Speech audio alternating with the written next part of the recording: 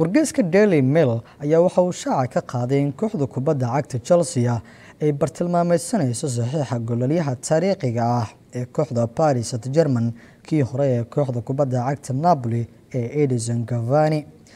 inkastoo Alvaro Morata uu 2 gool dhaliyay kulankii ugu dambeeyay oo ay Blues FA Cup-ka ciyaarto, haddana Maurizio Sarri ayaan ku qanacsanayn qaab ciyaareedka wiilka jeceylistaha ah ee Alvaro Morata, wuxuuna rajeynayaa inuu iska fasaxo isla markaana uu keensado beddelkiisa kaas oo uu ku tilmaami karo inuu ka wanaagsan yahay wiilkan jooga dheer ee waddanka Spain. Edinson Cavani ayaa dhaliyay 183 gool 262 kulan uu u saftay kooxda PSG tan iyo markii uu kaga soo biiray kooxda Napoli sanadii 2013, laakiin hadda ka hor ma uusan la soo shaqaynin Maurizio Sarri oo isaga kaga dambeeyay kooxda kubadda cagta Napoli. ciyaaryahan Alvaro Morata wuxuu ka mid yahay xidigaha ugu jilicsan ee Premier League ee inta badan saxaafaddu ay dhaleecayso, goolal badanna uma dhaliyo, waana sababta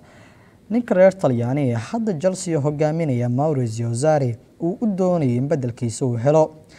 wargeysyada England ayaa waxa ay soo warinayaan in Blues Chelsea ay jeclaan lahayd in 50 milyan oo ginni ay miiska u saarto kooxda ku ciyaarta beerta amiirada ee Paris Saint-Germain xilli 31 jirkan heshiiska uu kula joogo kooxda kubadda cagta PSG uu ka harsan yahay 2 sano, waana waqti kooxda kubadda cagta Paris ay heli karto